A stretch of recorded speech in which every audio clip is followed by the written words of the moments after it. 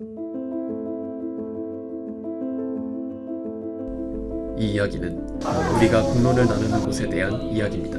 투수자의 의견이 투수자가 아닌 사람의 의견과 동등하게 여겨져야 하는 곳이고, 의견을 좀 자유롭게 공유를 하고 이거를 서로 공감해 줄 수 있는 이런 소통의 장이라고 생각합니다. 누군가는 사명을 가지고 이야기하고, 타에서는 비판과 공격을 세게 받는 걸 보고 가면을 쓰고 서로를 향해서 쓰레기를 던지듯이 이야기를 하는 경우가 압도적으로 많은 것 같아요. 누군가는 싸움에 휘말리는 곳. 공론장이란 공론장이란 이곳은 공론장입니다.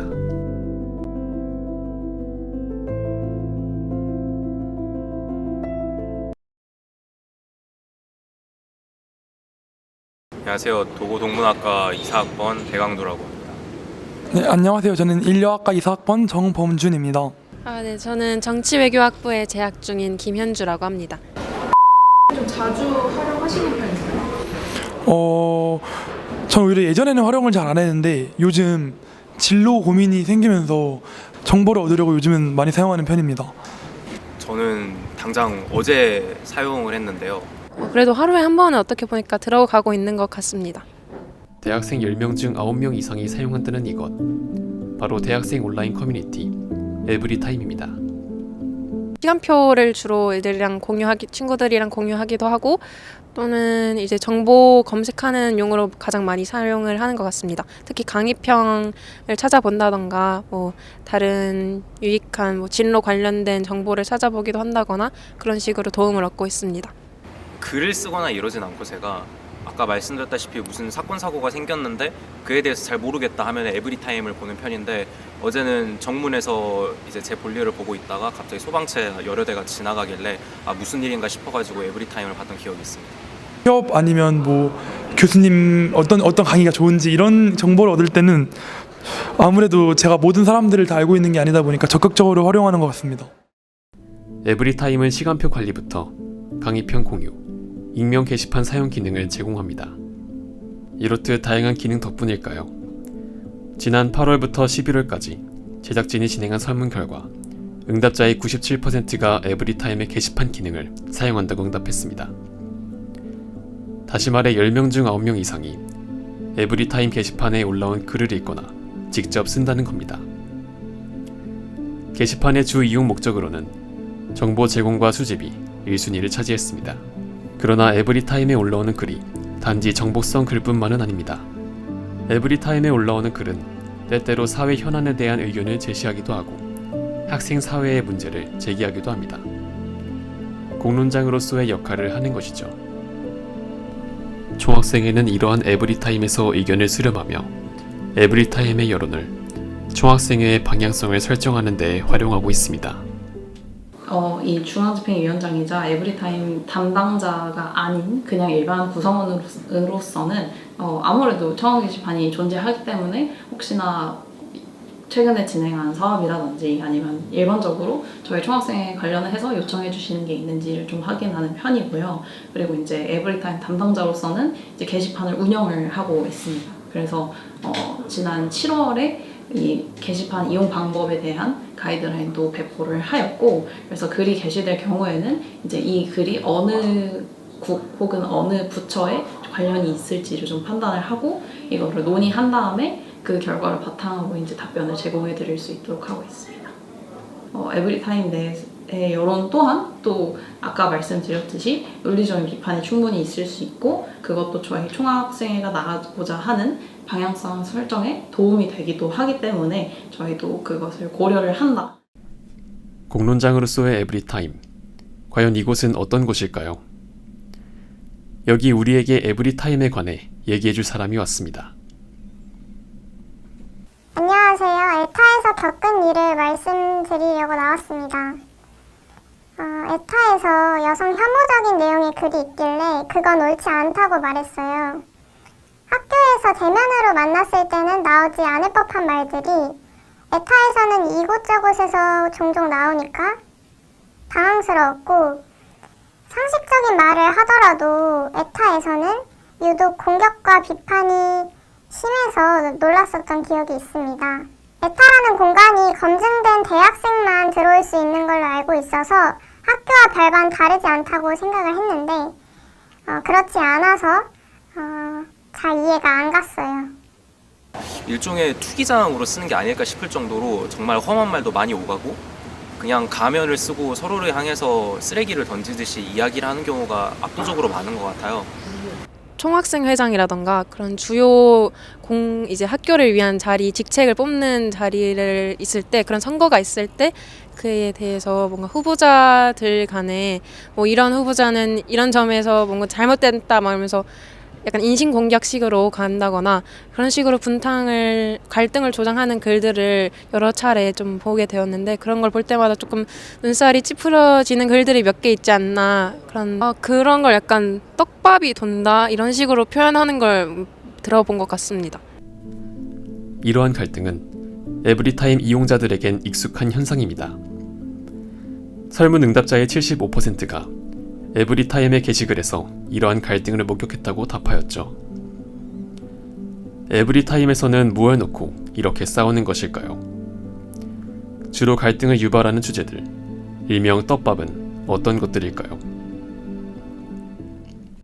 성별끼리 갈라치기 하는 게시글도 많이 올라오고요. 단과대끼리 서로 비하하는 경우도 많이 봤고요. 입시 전형을 갖고 좀 안 좋게 말하는 경우들도 많은 것 같습니다. 70대, 80대 어르신들에 대한 혐오, 그러니까 노약자석이나 이런 것들 왜 해줘야 되는지.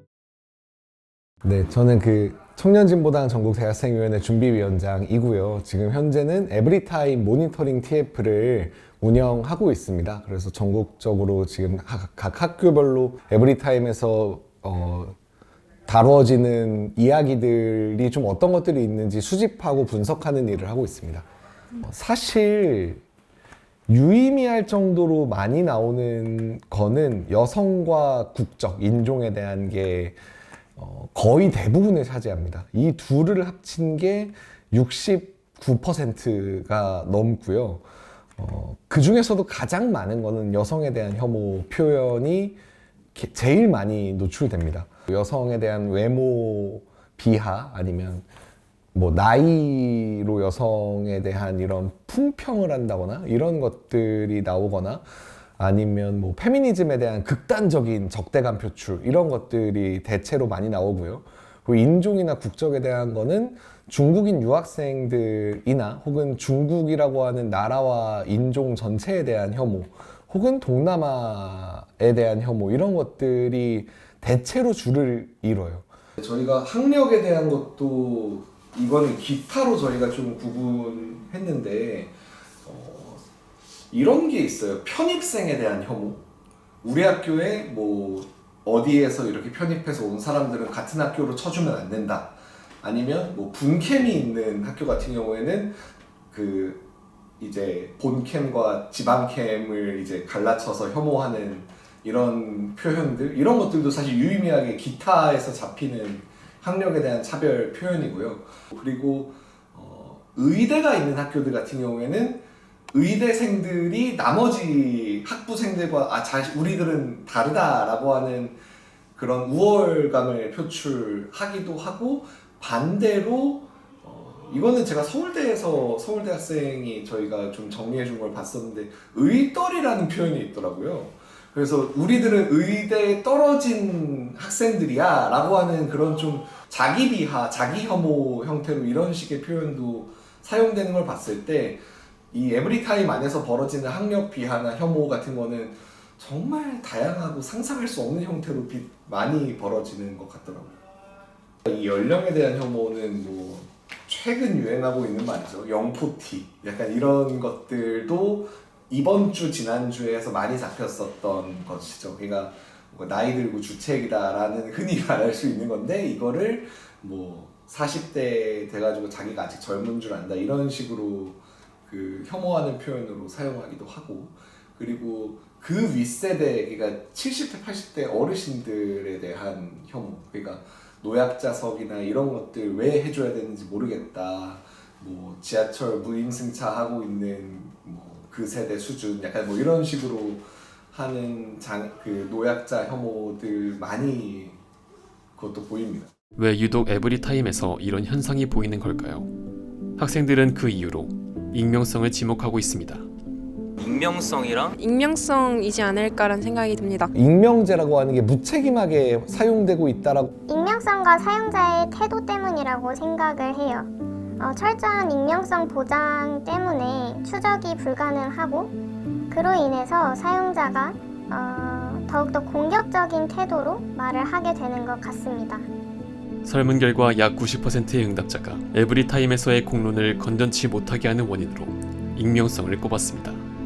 에브리타임의 익명성은 이 현상에서 어떤 역할을 하고 있을까요?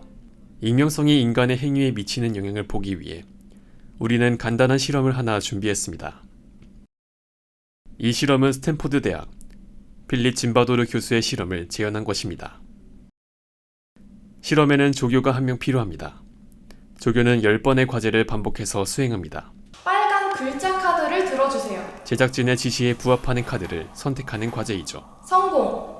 초록색 카드를 들어주세요. 글자의 색과 글자의 의미를 헷갈리면 실패. 과제는 실패하게 됩니다.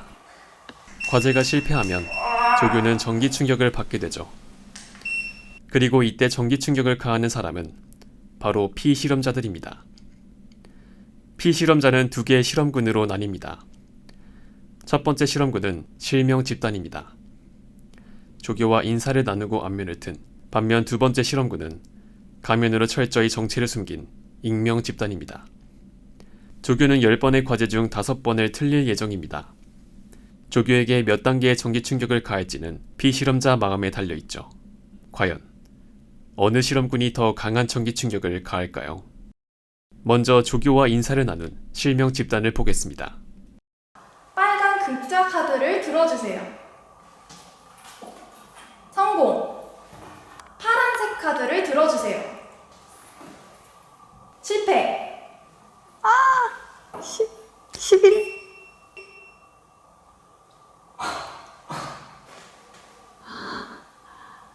어떡해. 보라색 카드를 들어주세요. 실패. 11 하겠습니다.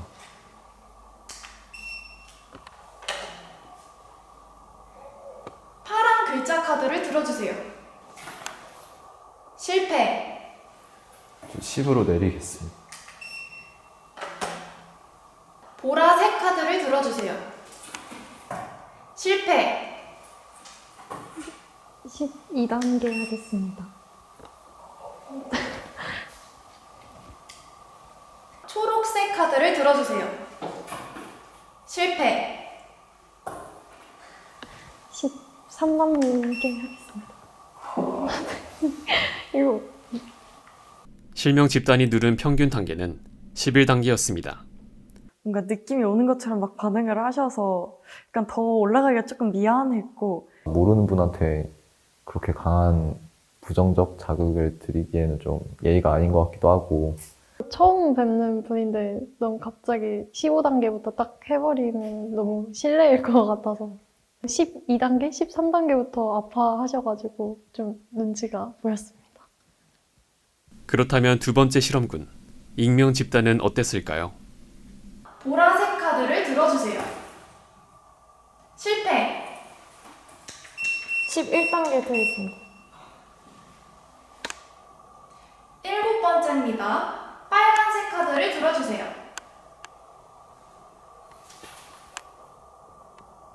실패. 15단계 누르겠습니다.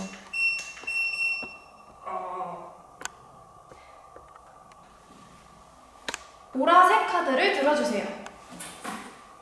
실패. 13 누르겠습니다. 초록색 카드를 들어주세요. 실패. 14 누르겠습니다.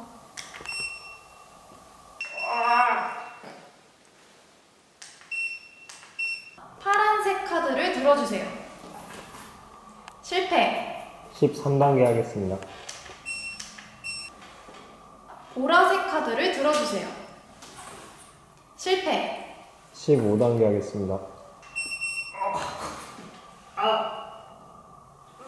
익명 집단이 누른 평균 단계는 13단계였습니다. 실명 집단과 2단계만큼 차이 나는 결과이죠. 생각보다 약한가?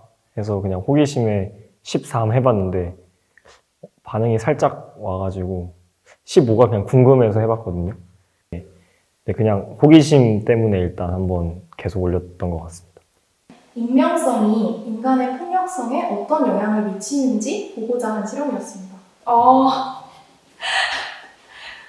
근데 확실히 이걸 안 쓰고 있었으면 뭔가 계속 10번만 눌렀을 것 같아요. 익명성이 보장될 때 폭력성은 보다 강하게 드러납니다. 내가 누군지 모른다는 사실이 우리를 잦은 갈등과 과격한 표현으로 내몰 수 있는 겁니다. 이러한 익명성의 타겟이 되는 사람들도 있습니다. 건전한 비판을 넘어선 원색적인 비난과 혐오 표현의 대상이 되는 사람들이죠. 저희가 이제 현 부총학생 회장인 김보희 씨가 당선된 직후에 이제 어떤 단톡방 내에서 지역 혐오성의 발언을 했다라는 논란을 보도한 적이 있습니다. 에브리타임에서 그 부총학생 회장의 어떤 출신이나 혹은 이제 외모를 두고 이야기가 진행되는 것들 보면서 솔직히 좀 놀랐어요. 이게 이런 식으로 독해될 일인가? 라는 생각이 들기도 했고요. 그래서 에브리타임이라는 게 이 성격상 어떤 자극적인 발언, 원색적인 비난이 증폭되기 쉬운 구조가 아닐까라는 생각을 하게 됐던 것 같습니다. 이제 에브리타임 같은 경우에는 익명 커뮤니티니까 그런 사람들이 그런 혐오적인 발언을 조금 더 스스럼 없이 할 수 있는 환경이 된다고 생각해요. 그래서 당연히 저희도 뭔가 활동을 하면서 이런 공격적인 말이나 혐오적인 발언을 보기도 하고, 네, 그렇습니다. 이게 신경을 쓰지 않으려고 해도 상처가 되기도 하는데 가끔은 이제 아무 반응이 없는 것보다는 이렇게 적극적으로 비난을 하면서라도 이제 관심을 가져주는 사람이 있는 것이 좋은 거다라고 생각할 때도 있지만 너무 상처가 될 때는 그냥 이게 되게 어떤 의견이 과대표되기가 좋은 커뮤니티다라는 생각을 하면서 좀 덜 생각을 하려고 하는 것 같아요. 서울대 정말 어떻냐, 해볼 만하냐 이렇게 하면 댓글에 완전 빨갱이 단체다 이런 식으로 댓글도 많이 달려있고, 기사의 내용이 화제가 되는 게 아니라 기사가 어떠한 내용을 다뤘다는 것 자체로 그게 막 문제시 되거나 저기는 믿지 못할 언론이다라는 논의가 오가는 걸 굉장히 많이 봤어요. 예를 들어서 동덕여대 관련한 사안이라든지 페미니즘 관련한 문제라든지 이런 문제는 다루기만 해도 그냥 저긴 저런 거 다루는 매체야 라고 좀 그렇게 여겨지는 경우가 많은 것 같아서요.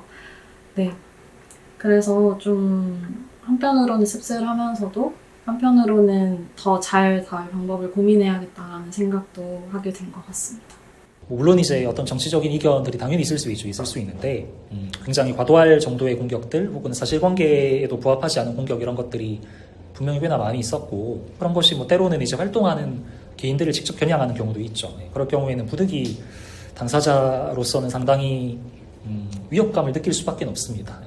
일반적으로 이제 우리가 대면에서 소통할 때는 할 수 없는 이제 그런 얘기들을 익명성 뒤에서 이제 한다라는 점에서 이제 되게 위협이 되고, 또 동시에 거기에 대해서 어떤 반론이나 혹은 이제 사실 정정 이런 거를 하였을 때 그런 것이 상대에게 수용되는가를 이제 온라인 공간, 특히나 익명 커뮤에서는 굉장히 확인하기가 어렵죠. 그것을 보장하기 상당히 어렵기 때문에 그렇게 이중적으로 위험을 좀 느낄 수밖에 없다라는 생각이 들고, 실제로 좀 그런 경험들도 있었던 것 같습니다. 익명성이 부정적 영향만 가지는 것은 아닙니다.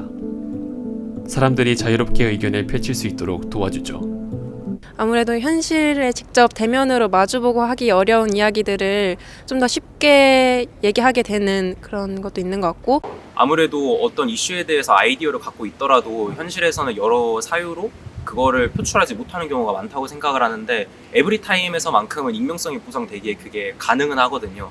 익명성은 이제 굉장히 중요한 약간 장단점이 분명히 있을 수 있는 그런 일 것 같거든요. 그러니까 익명성이 보장된다는 거는 제 생각에는 의견 개진할 때 본인이 가지고 있는 의견을 좀 더 여과 없이 그렇게 개진할 수 있는 그런 이제 장점이 있는 반면에, 이제 익명성이 보장되다 보니까 사실은 또 많은 구성원들은 좀 정제되지 않은 그런 이제 의견, 특히 뭐 공론화 과정에 크게 도움이 된다고 보기 어려운 그런 좀 정제되지 않은 그 좀 표현들이나 이런 것들을 좀 내놓을 수 있는 그런 좀 단점이 있다고 생각이 들어요. 그래서 제 생각에는 익명성을 보장한다는 것은 후자를 좀 희생하더라도 결국은 약간 구성원들이 좀 자유롭게 의견을 개진할 수 있는 걸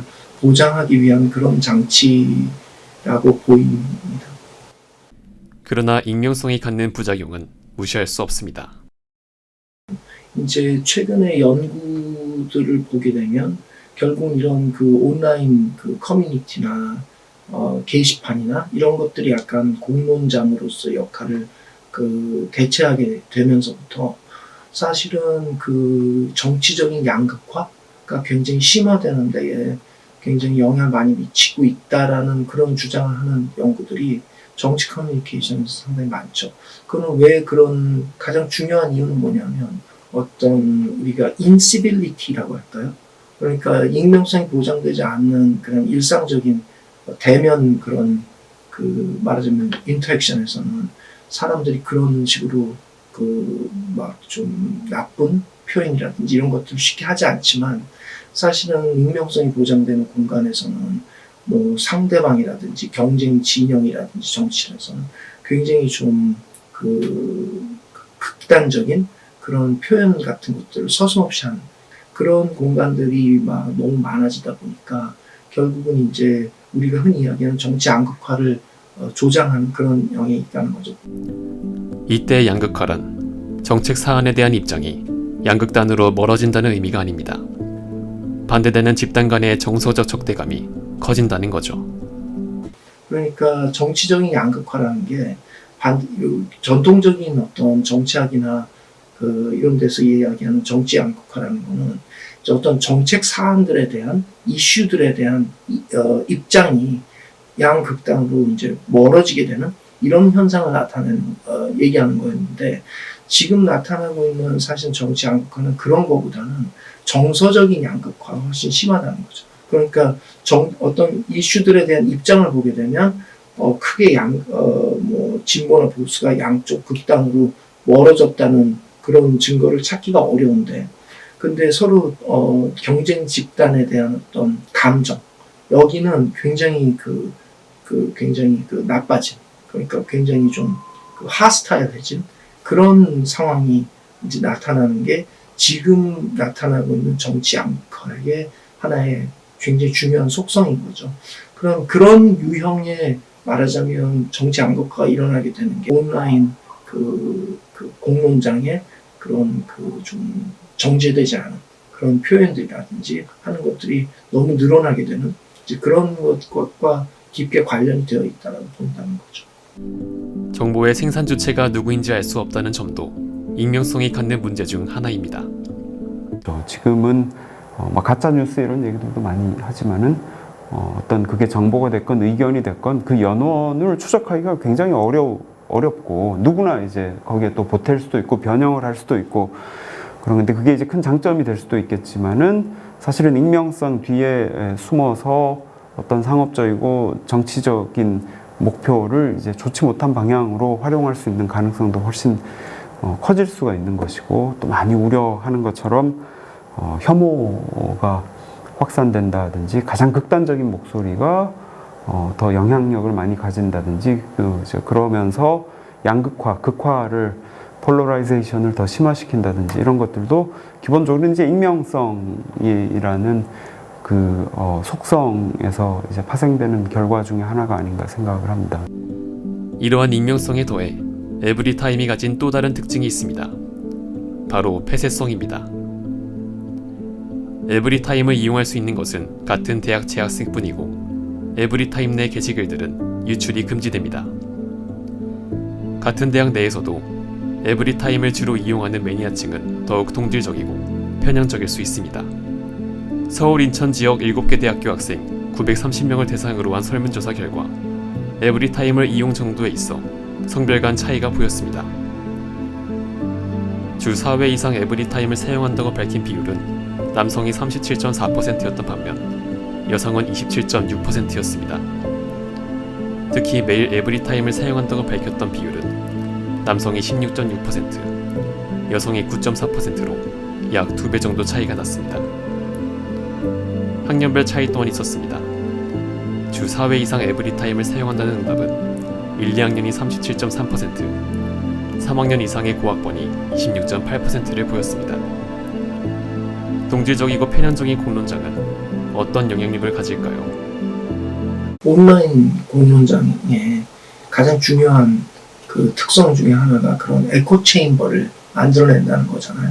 그러니까 약간 끼리끼리만 소통하는, 그러니까 대부분의 온라인상에 존재하는 공론장이라는 거는 사실은 그 여러 의견을 가진 사람들이 같이 앉아서 원래 그 어떤 소통하고 뭔가 토론하는 그런 원래 우리가 가지고 있는 공론장의 의미와는 되게 다르게 말하자면 같은 의견을 가지고 있는 사람들끼리만 이제 모여서 점점 그 의견에 대한 어떤 그 믿음이 증폭되는 그런 대부분 공론장이 되게 되는 거겠죠. 그래서 만약에 서울대에 있는 그 여러 가지 온라인 공론장도 그런 식의 말하자면 공론장이 형성이 된다면 상당히 좀 위험할 수 있는 그런 그 현상이 나타날 수 있다고 생각이 들어요.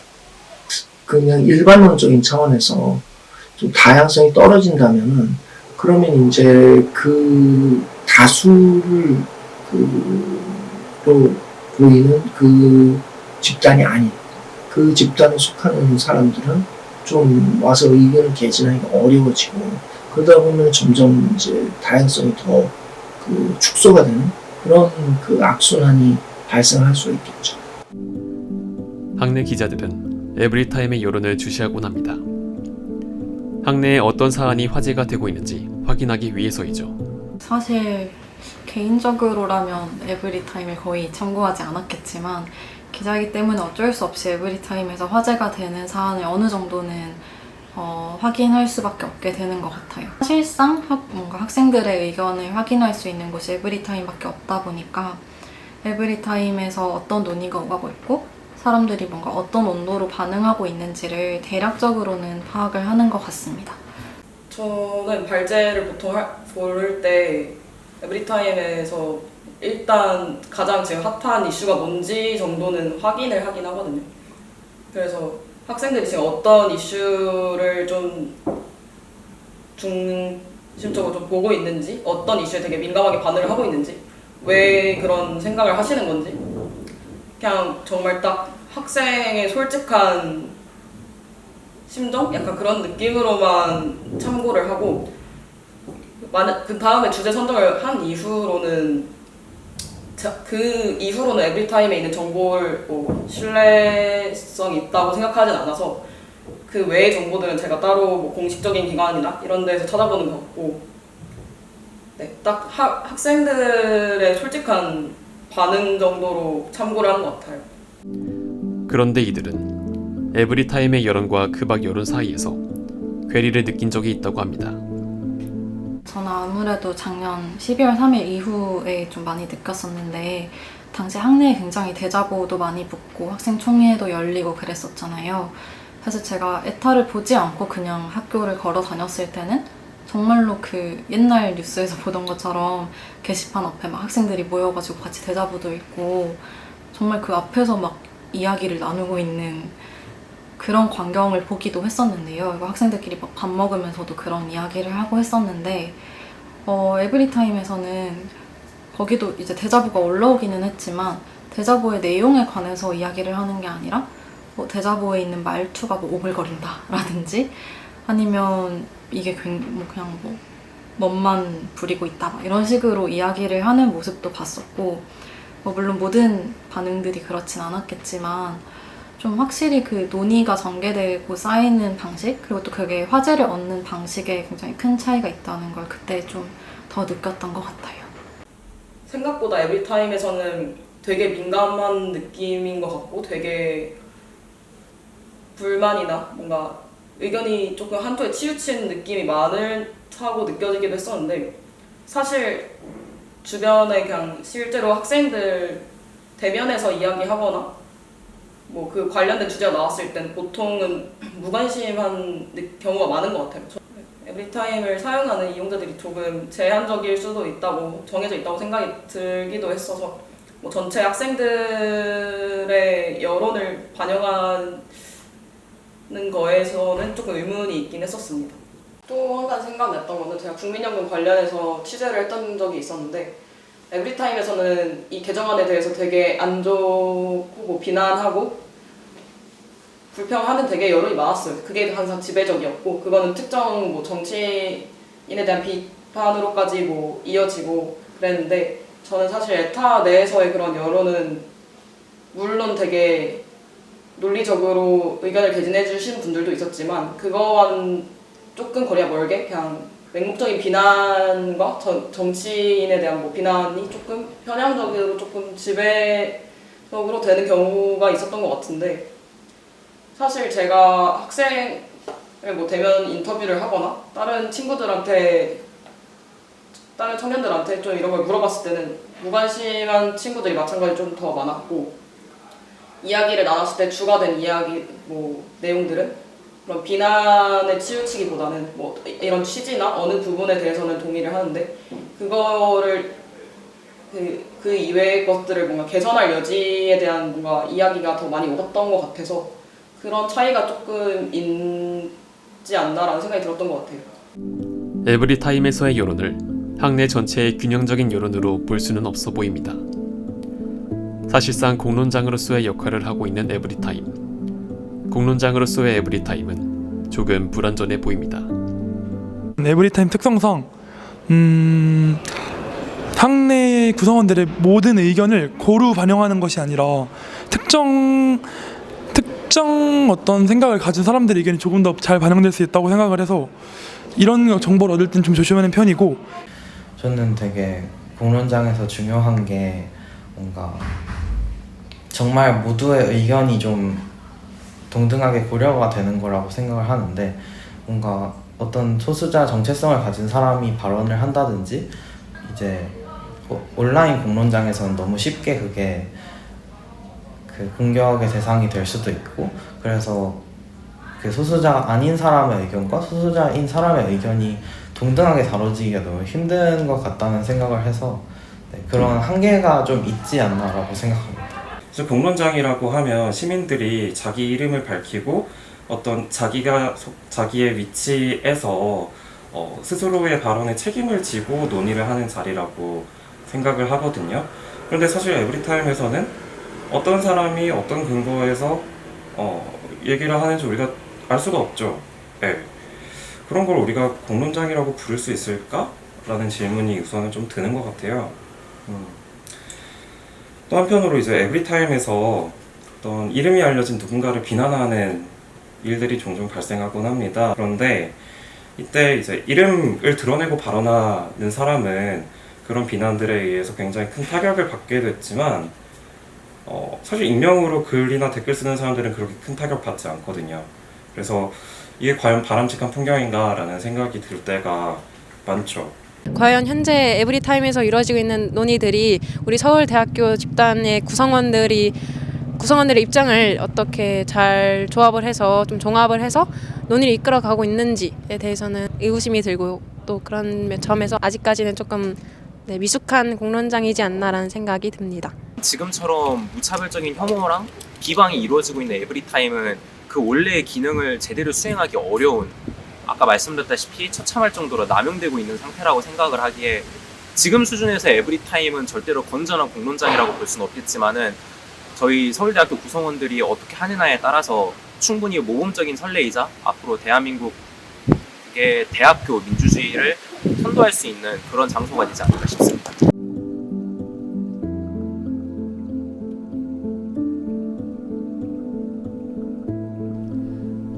그렇다면 우리가 더 건강한 공론을 형성하기 위해서는 어디로 나아가야 할까요? 3부에서는 건강한 공론장을 위해 우리가 나아가야 할 방향성을 다뤄보도록 하겠습니다.